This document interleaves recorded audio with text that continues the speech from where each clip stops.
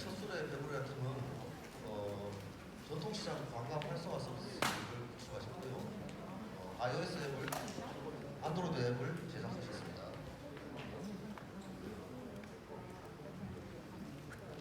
죄송합니다. 웹 서비스입니다.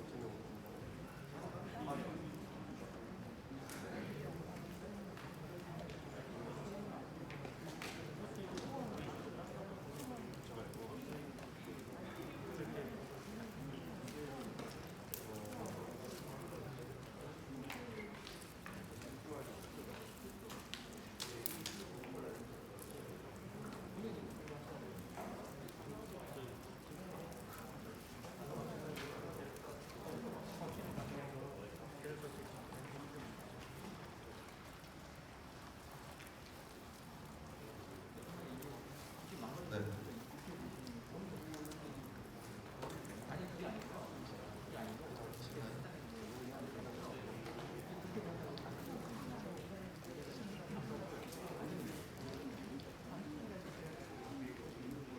예, 첫 술의 배부르다 팀이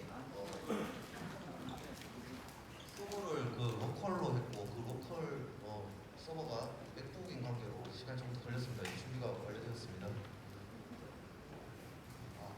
아, 아, 아, 네. 안녕하세요. 저는 전통시장 관광 활성화 서비스 웹 서비스 이름 보고가요를 프로젝트를 진행한 첫술의 배부리아 팀의 발표자 정수범이라고 합니다.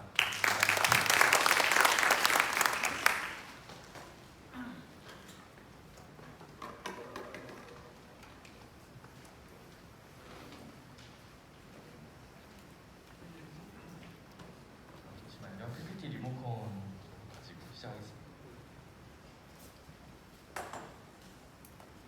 네, 저희는 그 해커톤 아이디어를 생각할 때 해커톤 주제에 입각해서 처음에 생각해 보았는데요. 저희는 이 해커톤 주제에서 도시문제라는 키워드에 초점을 맞추어서 처음 아이디어를 분석해 보았습니다.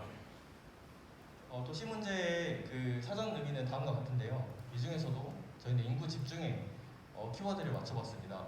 제가 인구 집중의 키워드를 맞춘 이유는 인구 집중이 도시문제를 일으키는 근본적인 원인이라고 생각해서 키워드를 맞춰봤고요.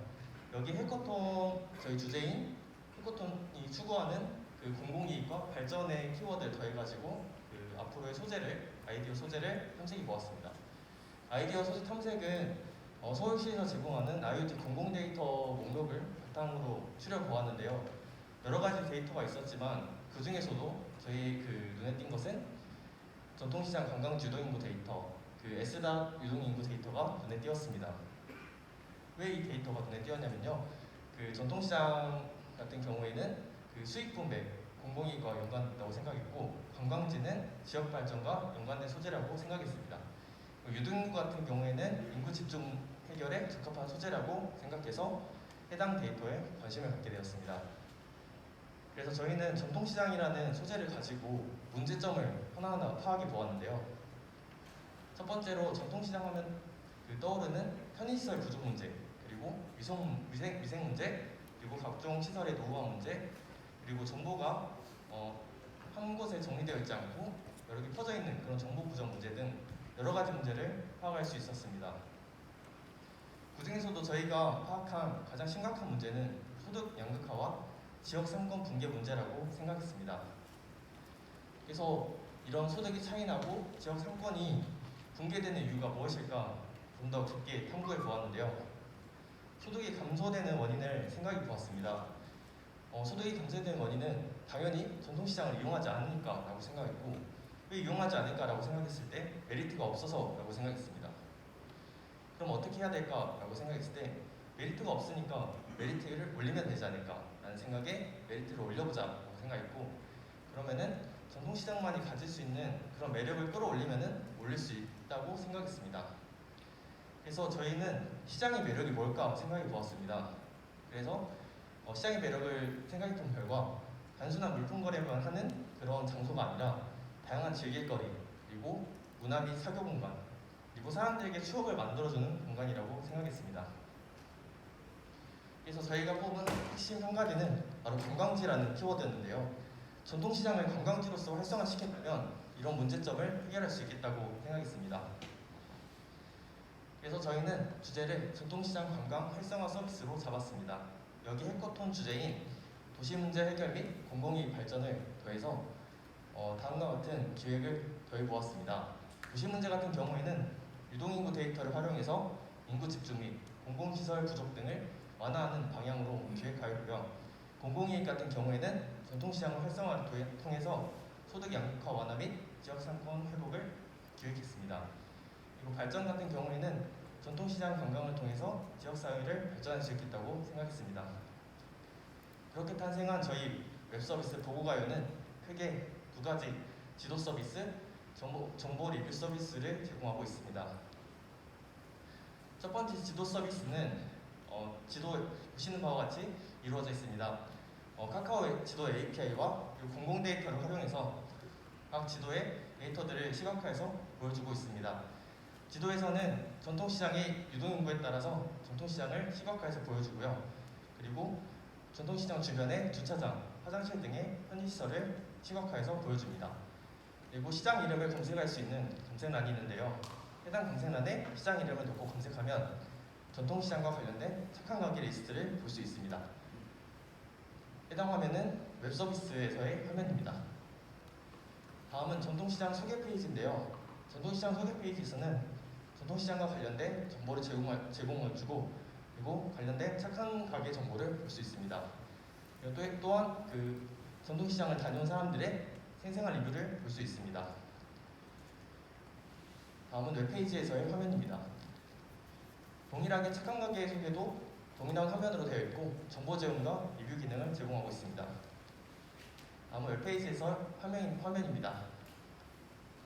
저희 서비스 아키텍처는 다음과 같습니다.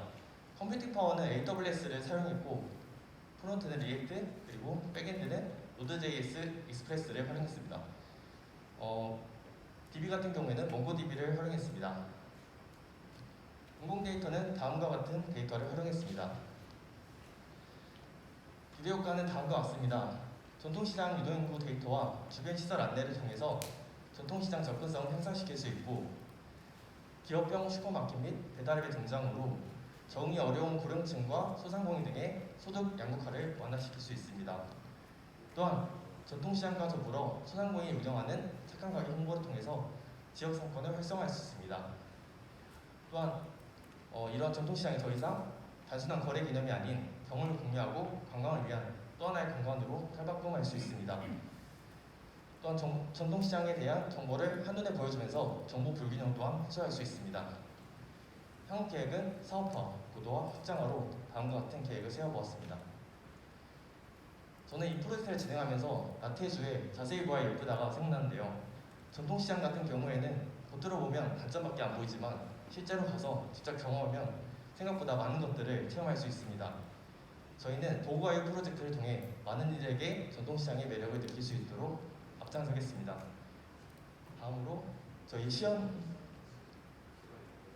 네, Q&A를 받겠습니다. 네, 이렇게 잘 들었습니다. 의원님 질문 사항 있으신가요? 방금 질의응답 이야기를 해서 시연이 있나요? 시연이 있는데 시간 관계상 지금 시연이 넘어간 것 같습니다.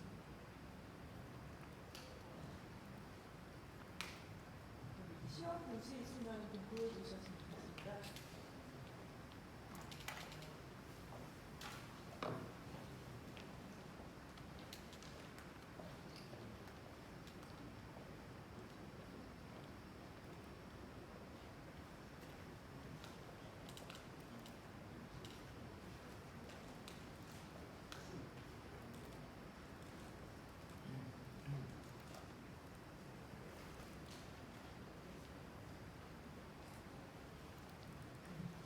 간단하게 빠르게 시연 영상에 대한 설명을 해보겠습니다. 처음에 일단 접속 시에 현재 위치를 기준으로 지도가 렌더링이 됩니다. 그리고 이제 주변에 서울에 있는 전통 시간들의 정보가 표시되는데요. 여기서 이제 유동인구의 수에 따라서 이제 전통시장 레인지의 그 크기와 색깔이 바뀌게 됩니다. 이 중에서 이제 시장을 하나 선택해가지고 들어가게 되면은 이 주위에 있는 주변 시설들이 먼저 뜨고요. 여기서 망원시장을 상세를 보면은 이렇게 망원시장에 대한 간단한 정보와 주변에 있는 착한 가게, 그리고 주변 행사, 그 다음에 주변에 있는 공용 화장실과 주차장의 여부를 알 수 있고요. 또한 여기서 리뷰 또한 작성할 수 있습니다. 그래서 이제 주변에 있는 착한 가게 하나 이렇게 들어가게 되면은 이렇게 착한 가게에 대한 간단한 정보가 뜹니다. 전화번호, 찾아오는 길, 업소에 대한 정보, 자랑거리, 그리고 여기서도 착한 업소에 대한 리뷰를 간단히 작성할 수 있습니다. 그리고 보시면은 이렇게 여기 버튼을 통해 주변에 있는 주차장과 화장실의 위치를 알 수 있고요. 마지막으로 검색을 통해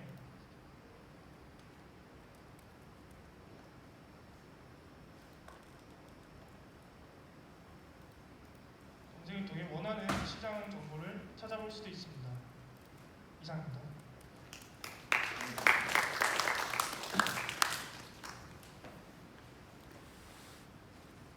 네, 기획 의도는 굉장히 좋았다고 생각이 됩니다. 그런데 지금 보여주신 시연 영상을 가지고 제가 판단한 결과 이게 사업이 확장됐을 경우 기획 의도에서 말씀해 주셨던 전통시장의 관광지화를 통해서 서로 상생할 수 있는 것이 어떻게 이루어질지에 대해 말씀해 주시면 감사하겠습니다. 네, 일단 저희가 웹 서비스로 현재 시연한 개발 부분은 기간이 짧은 관계로 최대한 간략하게 해서 보여준 부분도 있습니다. 그래서 만약 실제로 서비스가 된다고 하면은 훨씬 더 리뷰 서비스라든가 이런 검색 서비스, 지도 서비스 같은 것도 좀 더 구체화해서 아마 제공이 될 것 같습니다. 네, 다른 지의사항 없으시면 이걸로 마치겠습니다. 다음 팀 보세요.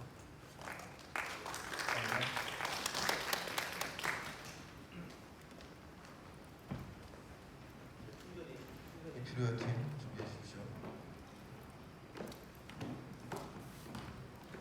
충전이 필요한 팀은 전기차 충전소 활용을 위한 전기 충전 예약 서비스를 시작하겠습니다. 앱을 준비를 해야 되기 때문에 잠시 시간 가지겠습니다.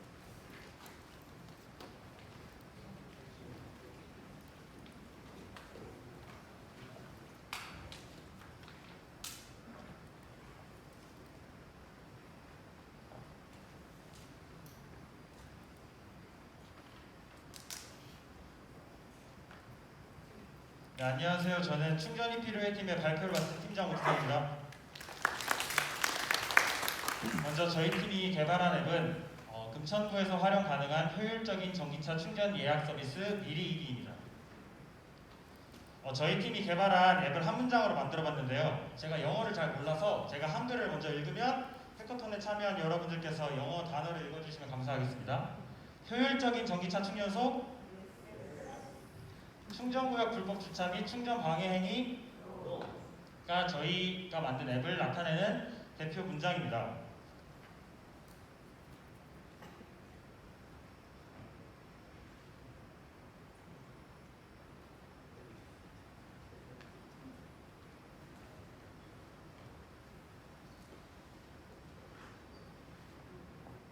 네, 아시다시피 국내를 비롯해서 전 세계적으로 전기차 시장이 굉장히 커지고 있고 전기차 차주들이 굉장히 많아지고 있는 추세입니다. 또 추가적으로 서울 시민들이 기대하는 서울시의 10대 정책 중 최종 선거 결과 1등이 바로 전기차 보급 그리고 전기차 생활권 5분 충전망 구축입니다. 이처럼 서울시, 전 세계 또 서울 시민들 모두 전기차에 대한 관심이 지대하게 많아지고 있는 걸 확인할 수 있습니다. 이처럼 전기차 수요 역시 늘어나고 있음을 서울시 연료별 자동차 등록 현황을 통해 확인할 수 있고요. 또 전기차는 굉장히 많이 늘어나고 있지만 충전소는 절대적으로 부족한 것을 알 수 있습니다.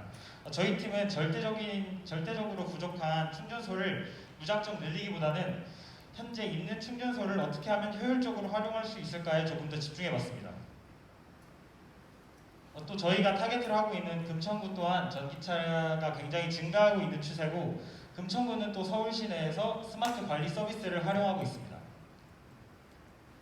물론 이렇게 전 세계적으로 시장이 커지고 발전하고 있는 전기차지만 많은 문제점을 갖고 있습니다. 전기차 차주들 중에서 10명 중 7명 이상이 전기차 충전시설 관련 정책에 굉장히 불만족하고 있음을 알 수 있는데요. 단순히 충전소가 부족하다가 아닌 설치된 전기차 충전시설 관리 개선 또한 큰 문제점으로 지목하고 있습니다. 또 이용자의 수요를 전혀 고려하지 않고 있는 충전소 보급 정책과 현재 전기차 충전소 탐색 기능에 집중된 기존 앱 서비스들이 많은 전기차 차주들의 문제점, 즉 불만이라고 볼 수 있습니다. 또 전기차를 충전하고 전기차 충전 구역을 마치 주차장처럼 쓰는 사람들 또한 많이 문제가 되고 있는데요. 저는 보다 정확한 현황을 알기 위해 금천구에서 전기차 관련을 담당을 하고 있는 금천구청 환경과에서 일하고 계신 분을 어제 전화 연결해서 인터뷰를 좀 부탁드려봤는데요. 제가 궁금했던 거는 전기차 주차구역 과태료 부과 방식에 대해서 궁금했습니다. 과태료가 어떻게 부과되고 있는지, 예를 들어서 자동차가 4일 동안 충전하지 않고 전기차 충전구역에 주차를 해놨을 때 어떤 식으로 벌금이 부과되고 있는지에 집중해봤는데요. 이 과정에서 구청 인력들이 직접 가서 확인 후에 과태료를 부과한다고 합니다. 그렇게 되면 신고를 받고 갔는데 그 자리에 자동차가 없거나 또는 아무도 신고하지 않은 경우에는 과태료가 없는 거냐라고 제가 물어봤지만 그런 경우에는 과태료 부과 대상이 아니라고 했습니다. 또 금천구는 8월 현재 그럼 몇 대 정도 전기차가 과태료를 물었냐라고 여쭤봤는데 금천구는 현재 8월 기준 2대밖에 안 걸렸고 바로 옆에 있는 구로구 같은 경우에는 2월부터 한 달 평균 16대 정도 과태료가 부과되고 있다고 했습니다. 하지만 저희가 확인한 금천 전기차 주차구역 스마트 관리 데이터 확인 결과 무려 16시간 이상 주차한 과태료 대상 자동차를 무려 26대 이상 확인할 수 있었습니다. 저희 팀이 16시간 이상으로 가정한 이유는 현행 법상 급속 충전 구역은 1시간 이상, 완속 충전 구역은 14시간 이상 충전을 하고 그 이외에 주차를 하게 되면 과태료 대상이 되는데 조금 더 보수적으로 봐서 16시간이라는 기준, 급속 충전 같은 경우에는 1시간에서 3시간까지 봤을 때 과태료 부과 대상이 무려 26대였습니다. 이는 현재 과태료가 부과되고 있는 2대보다 훨씬 많은 수치였고 저희 팀은 현재 전기차 충전소를 주차장으로 악용하고 있는 사례가 많음을 이를 통해 확인할 수 있었고 현재 과태료 부과 방식의 한계가 분명히 존재한다고 판단했습니다.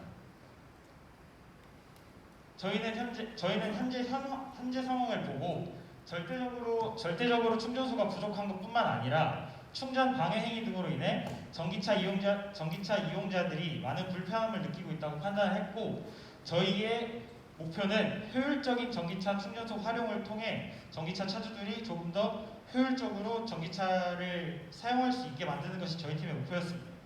이 과정에서 다항 선형 회계를 통해 효율적인 충전 시간을 예측했고 또 효율적인 과태료 부과를 통해 조금 더 충전 방해 행위 관련해서 엄격하게 규제하고자 했습니다. 저희가 어플 설계한 과정은 다음과 같고 저희가 활용한 데이터는 금천구 전기차 충전 구역 서비스 관리 서비스 이외에 서울특별시 전기차 충전소의 충전량 그리고 다양한 자료들을 활용했습니다. 저희가 가장 중요하게 생각했던 것은 정확한 충전 시간 예측이었습니다. 기존에도 많은 앱들이 예약 시스템을 활용하고 있지만 정확한 충전 시간 예측은 없다고 판단했고 저희는 이 과정에서 가장 중요한 변수를 날씨로 봤습니다. 왜냐하면 전기차 같은 경우에는 배터리가 메인 부분인데 배터리 같은 경우에는 날씨 영향을 지대하게 받기 때문에 3만 개의 서울시 충전량 데이터와 그날 날씨의 상관관계를 분석해서 저희는 분석을 했고 이 과정에서 이 충전량을 보시면 60에서 85가 가장 유의미한 데이터라고 판단을 했는데 그 판단의 근거는 밀도가 가장 높아서 밀도가 높은 것은 즉 많은 양의 데이터가 있었고 이 과정에서 충분히 유의미한 값을 낸다고 판단을 했습니다. 또 그 과정에서 가운데 보이시는 주황색 선을 통해 온도와 충전 속도 간의 관계를 도출해냈고 날씨 기반 충전 예상 시스템 예측 가능한 시스템을 만들었습니다.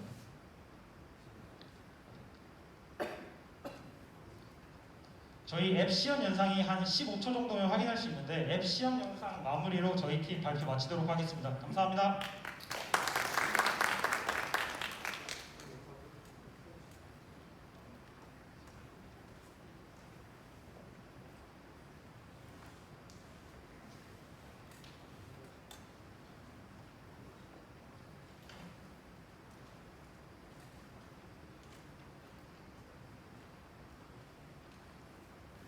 네, 저희 앱의 예약 플로우에 대해서 설명드리겠습니다.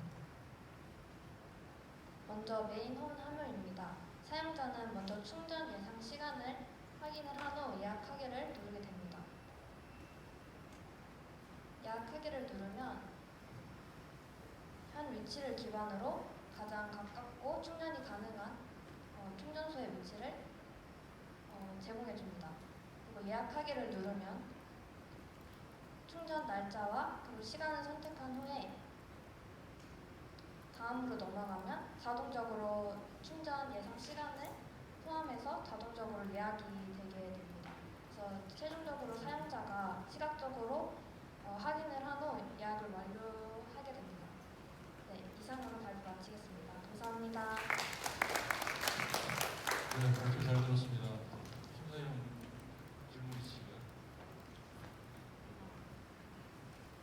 저기 예약 시간 산출되는 게 자동으로 산출되는 게 지금 통계를 가지고서 지금 뽑으신 건가요? 네, 맞습니다. 저희 차량이나 기종에 따라 특히 기종에 따라서 스펙이 다르기 때문에 차이별성이 많이 날 텐데 그거는 어떻게 고려하시나요? 네, 그것도 당연히 고려하고 있었는데 저희가 그 데이터는 받지 못해서 일단 충전량으로 충전 시간을 나눠서 값을 계산을 했고요. 이제 그 어플 같은 걸로 연동을 하게 되면 자동차를 등록함으로써 그 저희 앱 차량을 보면 자동차가 등록이 되어 있거든요. 그래서 그거에 대한 자신의 자동차의 이제 전기차 용량 그거를 파악한 후에 예측 시스템까지 만들려고 고려하고 있습니다. 지금 설명 중에 전체 총량을 나눴다는 게 어떤 총량을 가지고 나누신 거예요? 다시 한 번만 말씀해 주시겠어요? 총량을 가지고서 나눴다고 하셨는데 네, 충전량 그 총량이라는 게 어떤 걸 의미하는 거예요? 데이터에 그 전기 충전기에서 한 대당 예를 들어 한 대당 저 누적된 저기 충전량 그걸 얘기하시는 거예요? 네, 맞습니다. 그러면 저게 그 기준에 의해서 시간이 딱 잡히면 내가 원하는 시간 더 늘리고 싶어도 늘리지는 못해요. 네, 딱 저 픽스되는 거예요. 네, 이게 왜냐면 급속 기준으로 했는데 저희가 그래서 완속은 어차피 오래 걸리니까 예약 시스템이 필요하다고 생각하지 않고 실제로 저희가 예약 시스템은 이제 급속 충전기만. 네, 급속 충전기고 이제 피크 시간대가 있어요. 네. 사람들 몰리는 시간대가 있기 때문에 그때는 이제 급속으로 이제 트래픽이 몰리지 않게 집중해 줬습니다. 예.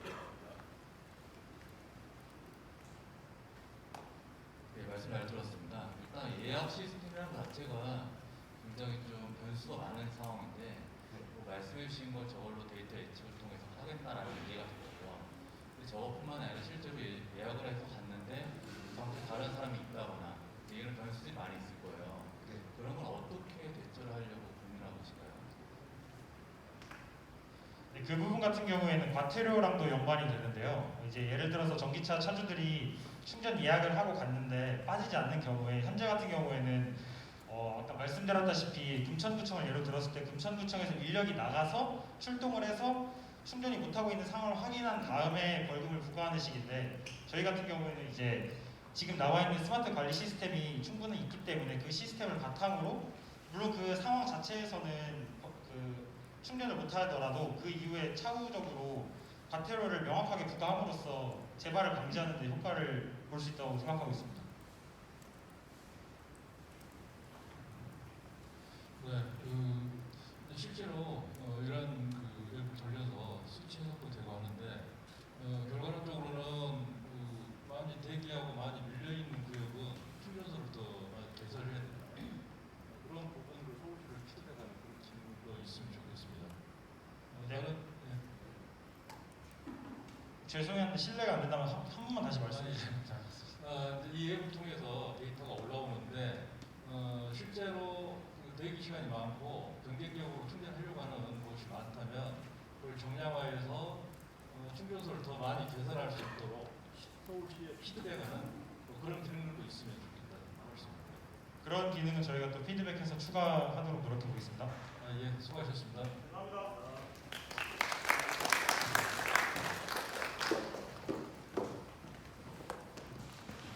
네, 다음은 카카오 25% 팀입니다.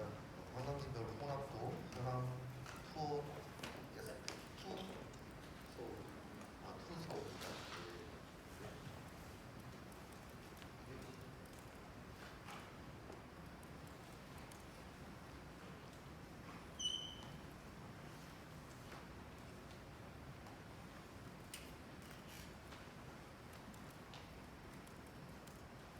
네, 안녕하십니까. 팀 카카오 25% 발표를 맡은 정주입니다. 저희 팀은 기상청 API와 유동인구 데이터를 활용하여 관광지별 혼잡도 예측 및 빅데이터 대시보드인 투어2 서울이라는 웹 서비스를 개발하였습니다. 현재 코로나19 이후 관광 트렌드는 최소한의 접촉을 선호하는 경향을 보이고 있습니다. 하지만 서울의 유동인구 및 관광객은 제주도를 제외하고 여전히 가장 많은 밀집 인구를 보이고 있습니다. 따라서 이러한 문제를 해결하기 위해 저희는 기존의 서울시 관광 플랫폼인 비짓 서울과 차별성을 둔 웹 플랫폼을 제작하는 것을 목표로 하였습니다. 또한 현재 스마트 관광 도시 정책과 함께 데이터 기반의 맞춤형 관광 정보 제공이 확대되어야 하나 여전히 부족한 실정입니다. 따라서 서울시 IoT 데이터인 기상청 데이터와 유동인구 데이터를 활용한 인工지능 기반의 예측 모델을 활용했습니다. 분석 프로세스는 다음과 같습니다. 각 분석 기법에 필요한 데이터 전처리 과정을 거친 후 최종적으로 웹 대시보드를 개발해 나가는 것이 본 프로젝트의 최종적인 목표였습니다. 활용한 프로그램 및 주 언어는 다음과 같습니다. 활용 데이터는 서울시 IoT 공공 데이터를 필수적으로 2가지 사용하였고 네이버 리뷰 데이터를 직접 크롤링하는 등 필요한 정보를 추가적으로 수집하였습니다. 본 프로젝트를 위한 데이터 분석 과정은 다음과 같습니다. 첫 번째로 네이버 지도의 리뷰 데이터를 파이썬으로 수집한 후 CTF IDF를 활용하여 주요 키워드를 추출했습니다. 그리고 해당 분석 결과는 이후 웹의 워드 클라우드로 시각화를 진행하였습니다. 두 번째로 날씨 정보와 유동인구 데이터를 활용하여 혼잡도 예측 모델을 생성했습니다. 분석을 수행하기 앞서 센서 데이터와 날씨 데이터에서는 보완이 필요한 부분이 다소 있었습니다. 그래서 해당 부분들을 보완하기 위해서 미세먼지 데이터와 환경정보 데이터를 활용해서 부족한 부분을 보완하였습니다. 또한 기존의 기온과 풍속 등 데이터를 활용하여 파생 변수를 추가적으로 생성하였습니다. 전처리 과정을 거친 후 라이트 GBM을 활용하여 혼잡도 예측 모델을 생성하였습니다. 예측 모형을 활용하기 위해서 API를 개발하였습니다. 또한 Y값인 유동인구 분포도를 참고해서 혼잡도를 계산하였고 유동인구 분포도 기준은 총 3가지를 기준으로 나누었습니다. 다음은 최종 산출물인 투어투 서울의 시연 영상과 함께 간략한 설명을 이어가도록 하겠습니다.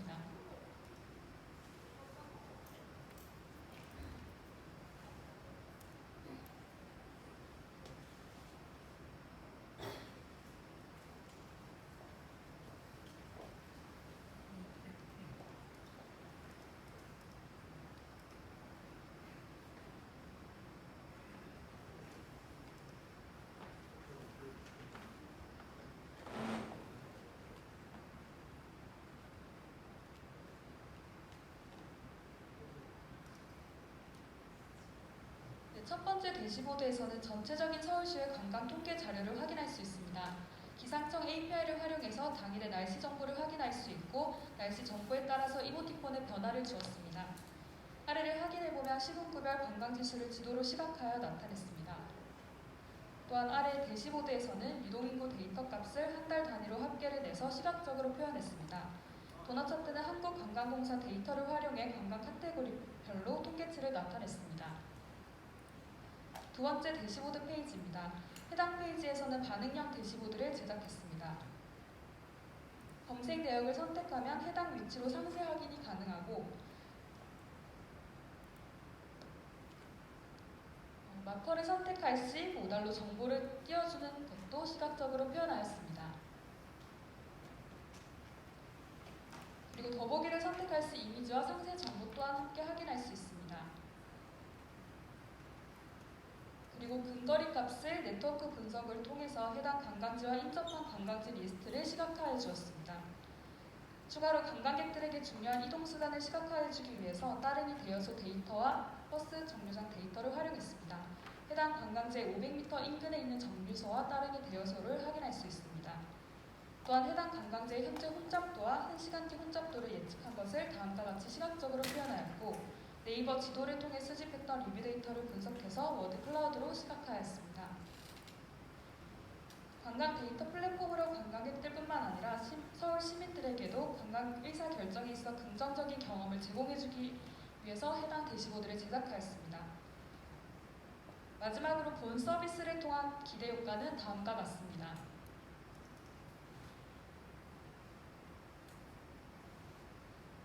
혼잡도 예측을 통해 관광객 분산 및 비인기 관광지에 대한 관심 또한 확대될 것으로 기대합니다. 또한 실시간으로 수집되는 서비스를 활용해 향후 관광 정책 및 인프라 구축에 필요한 기초 자료로도 제공할 수 있을 것이라고 기대합니다. 그리고 여전히 코로나19로 인해 타인과의 접촉을 피하고자 하는 관광객들이 많습니다. 따라서 해당 혼잡도를 기반으로 관광지 소독이나 안전관리 개선에 대한 기대도 추가적으로 할 수 있을 것이라고 기대합니다. 따라서 해당 혼잡도를 마지막으로 향후 센서 데이터와 실시간으로 조금 더 정확하게 보완이 된다면 관광 행태 파악 및 개선에 도움이 될 것이라고 파악합니다. 이상 발표를 마치도록 하겠습니다. 감사합니다.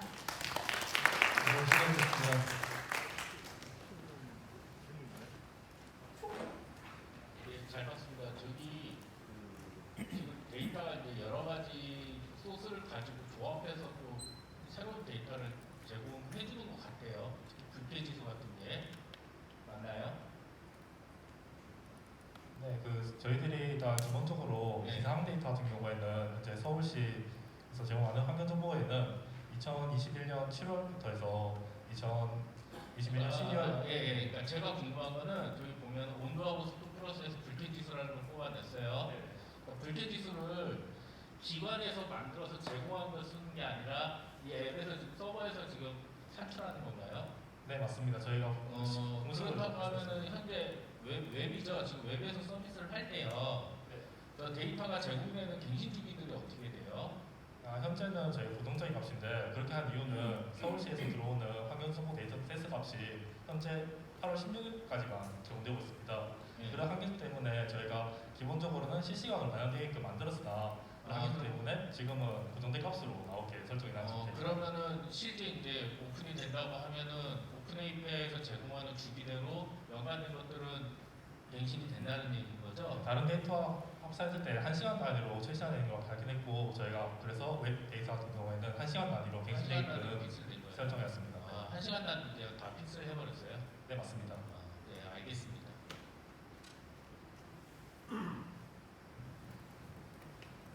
다른 위원님들 친구로 오시면 이걸 마치고 다음 팀 드리겠습니다. 네, 감사합니다.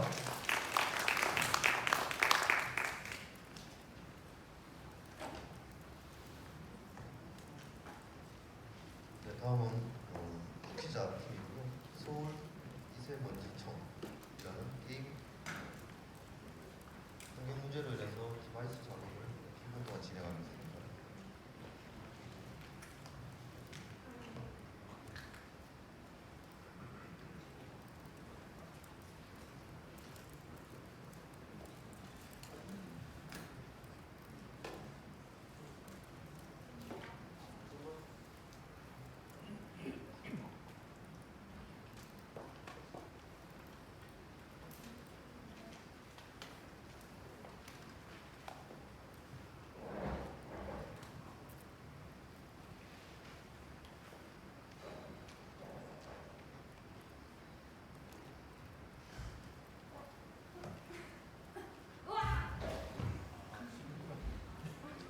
안녕하십니까. 서울시 IoT 공공도시 데이터 해커톤 공모전에 참여하게 된 팀 쿠키자의 발표자 김민주입니다.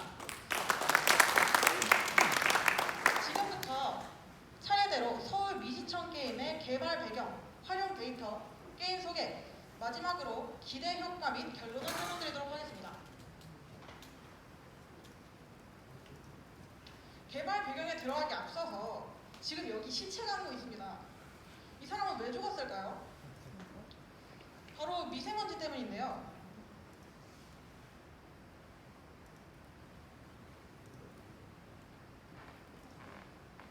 요즘 코로나가 각광받으면서 많이 묻히고 있는 주제입니다. 위표나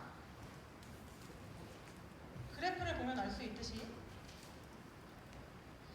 눈, 코, 기관지, 폐, 그 외 할 것 없이 수많은 질병들을 유발하고 사람을 죽입니다.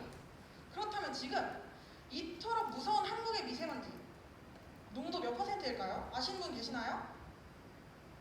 사실 이렇게 눈에 보이지 않는 미세먼지를 하루하루 검색하고 신경 쓰기란 쉽지 않은 일입니다. 하지만 사실 우리나라의 미세먼지 농도는 정말 심각합니다. 세계 미세먼지 분석 결과에 따르면 2020년 코로나 팬데믹이 일어나면서 우리나라의 미세먼지 농도는 낮아졌으나 여전히 나라 52위고요. 초미세먼지 농도도 그리고 그로 인한 조기 사망률도 현저히 높은 편입니다. 그런데 사람들은 모르고요. 무섭죠. 그래서인지 세계에서 미세먼지를 측정하듯이 저희 서울특별시도 대기환경정보 에어코리아를 만들어서 매일 미세먼지 수치를 갱신합니다. 그치만 요즘 에어코리아에 접속하는 사람이 얼마나 더 있을까요? 자, 바로 최근 에어코리아의 접속 비율입니다. 전 세계에서 37만 3,993명이 접속했고요. 그중 한국인은 채 7,000명도 되지 않습니다. 서울시에서 사는 인구만 1,046만 9천 명이라고 생각한다면 세금 조금 아깝지 않나요? 자, 이 배경을 가지고 저희는 출발합니다. 이게 바로 미세먼지의 경각심이 부족하다고 저희가 생각한 이유, 그에 대한 아쉬움, 이게 저희의 개발 동기였습니다.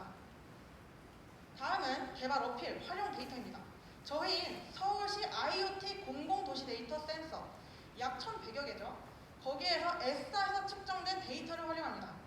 하지만 그거 아시나요? 환경공단에서 측정한 값보다 실제 그 공간화서의 수치는 조금 다릅니다. 데이터 분석에서 알 수 있지만 바로 미세먼지를 측정하는 센서 몇 개가 제의를 하지 못하기 때문인데요. 저희는 게임 개발 도중에 누락된 데이터가 있다는 것을 확인하고 이를 문의해본 결과 여러 개 센서가 오작동을 일으키고 있다는 것을 알 수 있었습니다. 허나 그 관리가 미흡하다고 힐난할 수만은 없는 것이 그 바쁜 분들이 그 많은 데이터의 이제 센서를 하나하나 일일이 살펴보고 있을 수는 없는 거예요. 그렇죠? 그래서 그럼 만약에 저희에게 오작동하는 센서를 빠르게 리포트하고 대기 오염의 경각심도 심어줄 수 있고 시민들이 환경 정화를 실천하게 만들 수 있는 아이디어도 있다면 어떨까요? 에어코리아의 유입이 적었던 걸 기억하십니까? 저희 팀은 그것이 접근성의 문제라고 생각했습니다. 캘린더 여는 것도 괜찮은 하루하루인데 언제 사이트 하나를 열어보겠습니까? 하지만 간단하게 할 수 있는 게임이라면 예의가 달라집니다. 스마트폰이 널리 알려진 지금 시대에 수많은 게임은 수많은 미디어의 집합소이고 그렇다면 에스타 정보를 게임의 형태로 제작한다면 분명히 괜찮을 거라고 생각했습니다. 쿠키전 팀이 발표하고 싶은 것은 바로 세계 최초로 실시간 미세먼지 측정 데이터를 활용한 집단 참여형 프로젝트 픽셀아트 로그라이크 게임 미지청입니다. 미지청은 미세먼지 청소부의 줄임말이고요. 서울시 산하 느낌을 내려고 채택되었습니다. 자, 지금부터 시연 한번 시작해 보겠습니다.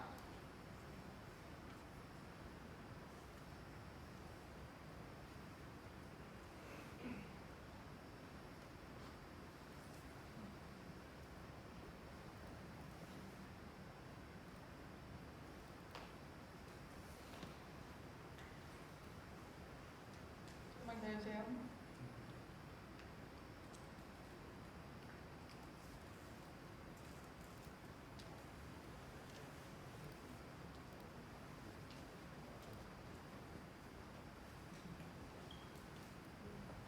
연결에 문제가 있어서 잠깐만 기다려주세요. 이 막간을 이용해서 잠깐 말씀을 드리자면 지금 오디오 문제가 있다고 해서 지금 소리가 나오지 않는데 실제로 게임을 출시하게 되면은 귀여운 소리도 나올 예정입니다.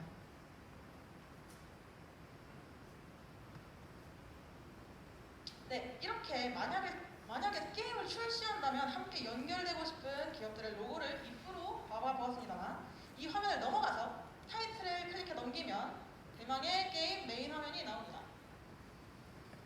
서울의 25개 자치구의 실시간 초미세먼지 수치를 데이터로 사용해서 자치구별 참여자들에 따라서 우리 동네 대기 환경 수위를 알고 얼마나 심각한지 또 얼마나 좋아지고 있는지 심지어는 옆 동네랑 우리 동네를 비교해서 경쟁 심리를 이용해 환경 문제나 대기 문제에 노력을 기울이게 하고 서울시에 민원을 넣거나 스스로 미세먼지 감소에 대해서 알아보는 등 해당 심각성과 필요성을 인지하게 합니다. 덤으로 이제 하루하루 검색하기 귀찮았던 오늘의 미세먼지량도 쉽게 알 수 있고요. 배경은 버추얼 서울 이미지를 사용했습니다. 제작 시간 때문에 정보 UI는 비슷비슷하지만 만약에 직접 출시를 하게 된다면 조금 더 발전해서 개발한 뒤에 출시할 예정입니다. 자, 이 부분은 에스타 데이터를 연동해서 실제 미세먼지 값을 불러옵니다. 예시로 이곳은 다른 구에 비해서 약간 더 높은 미세먼지 값을 가지고 있다고 하면요. 만약 게임을 실행한다면 만약 게임을 실행한다면 더 많은 미세먼지 몬스터가 나오고요. 더 많은 맵과 연동해서 조금 더 난이도의 농도에 따라서 차이를 줄 예정입니다. 이에 따라서 서울 시민들은 게임을 즐김과 동시에 서울이라는 지역 자체에 협동심을 기를 수도 있고 또한 게임을 클리어하면 서울 지자체와 커넥팅해서 실질적으로 미세먼지에 기여를 하는 기회를 줄 수도 있겠습니다. 기여 부분은 추후 한 번 더 설명드리겠습니다. 또한 이쪽에 센서 모양의 아이콘이 있는데요. 종로구에 얼마만큼의 에러 센서가 있는지 알려주는 시스템입니다. 만약 게임을 실행해서 에러 센서 몬스터를 처치하면 게임 결과창에서 해당 에러 센서를 고쳐달라는 민원을 보낼 수 있습니다. 지자체는 특별한 조사나 조치 없이 에러 센서의 위치를 알게 되어서 좋고요. 서울 시민들은 본인들이 살고 있는 지역의 디테일한 질에 이바지할 수 있어서 좋을 것입니다. 자, 그럼 바로 전투에 돌입해볼까요? 자, 이게 바로 종로구 맵인데요. 서울 25개 자치구에 각각 랜드마크를 설정하여서 자치구에 따라 맵 테마를 다르게 제작할 예정입니다. 종로구에서는 경복궁을 채택하여 제작하였는데 아까 보셨으면 아직 제작 단계에도 불구하고 굉장히 부드러운 애니메이션을 볼 수 있습니다. 굉장한 노력과 정성이 들어갔죠. 저는 아쉽게 이제 시간 관계상 게임을 생략했는데요. 게임 클리어 창에서 만약 에러 센서를 처치했다면 보상창에서 어떤 센서를 리포트할지 해당 센서의 위치 정보 전송, 즉 민원 메일을 보낼 수 있습니다. 또한 플레이어들이 클리어한 횟수나 미세먼지의 잡은 양은 이렇게 총합되어서 일정 기간마다 서울시의 주기적인 데이터 값을 메일로 전송하거나 민원을 넣어서 너무 높은 양의 미세먼지가 잡힌, 즉 분포한 곳에는 정화 차량을 보내는 등 직간접적으로 미세먼지 완화에 도움을 줄 수도 있겠습니다. 이렇기 때문에 바로 미지청이 집단 참여형 게임이라고 하는 거죠. 자, 그렇게 해서 보내진 소독차 파견 횟수 비교 등 다른 획기적인 점들 또한 이제 개발 제작 중에 있습니다. 자, 다시 PPT 들어옵니다.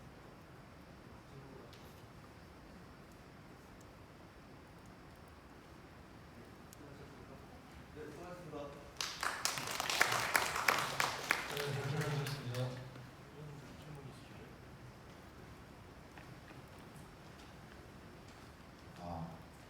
재밌는 발표 잘 들었습니다. 제가 이해한 게, 그러니까 이 게임을 하면서 이제 돌아다니면은 그 근처에 있는 센서의 상황을 알 수 있다는 거죠. 근데 집에만 있으면 모르는 거죠, 이게. 아니요. 에러 센서는 이제 처음부터 데이터에서 부족한 값을 이제 보면은 거기에서 이 데이터가 빠졌구나 하고 에러 센서가 여기 있다고 예시로 보여줍니다. 그래서 어디에 에러 센서가 있는지 처음에 이제 인트로 화면, 메인 화면에서 알 수 있습니다. 알겠습니다. 그러면은 그 에러 센서인지 아닌지를 판별하는 알고리즘은 어떻게 돼요, 그러면?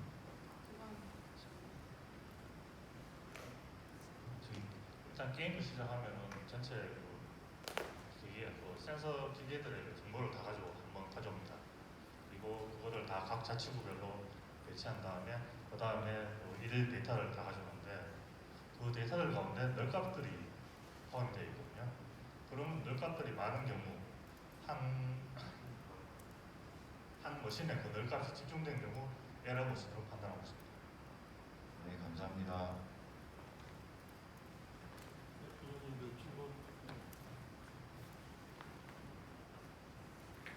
접근성에 접근한 게 정말 좋다고 생각이 드는데 아쉬운 점은 결국 다 같이 참여를 하여서 청소 다 했을 때 현실에 어떻게 반영될지 계산도 해보셨나요? 혹시? 그 부분도 저희도 좋은 질문 감사드립니다. 그 부분은 저희도 유의했던 부분이었는데요. 사실 이 게임을 한다고 해서 직접적인 미세먼지 값이 낮아지는 것은 아닙니다. 하지만 이제 미세먼지 값이 어느 정도인지 사람들이 객관성을 가지고 판단해서 이 부분의 게임을 클리어하면은 미세먼지를 얼마만큼 나왔는지 그리고 그 막대한 양의 미세먼지를 잡은 게 인풋으로 가면은 이 지역에 미세먼지가 정말로 많구나. 그러면 그 미세먼지가 많은 곳에 이제 수독차를 보내는데 완화하려는 노력을 할 수 있겠죠. 그런 부분에서 생각을 해봤습니다. 만약에 경각심을 일깨운다라고 하신다면 실질적으로 데이터를 통해서 어떠한 미세먼지가 더 많이 발생한다라고 좀 더 알 수가 있을까요? 사실 몬스터가 지금 한 마리만 나왔는데요. 지금 개발되어 있지만 지금 시간 관계상 보여드리지 못한 몬스터는 이제 강아지 디자인의 미세멍 그리고 고양이 디자인의 미세냥 이런 식으로 이제 캐릭터들이 조금씩 나눠집니다. 거기서 미세멍은 미세먼지를 나타내고요, 미세냥은 초미세먼지를 나타냅니다. 그런 식으로 이제 구분을 지을 예정입니다. 다른 질문사항 없으면 이걸로 마치시고 수고하셨습니다. 감사합니다.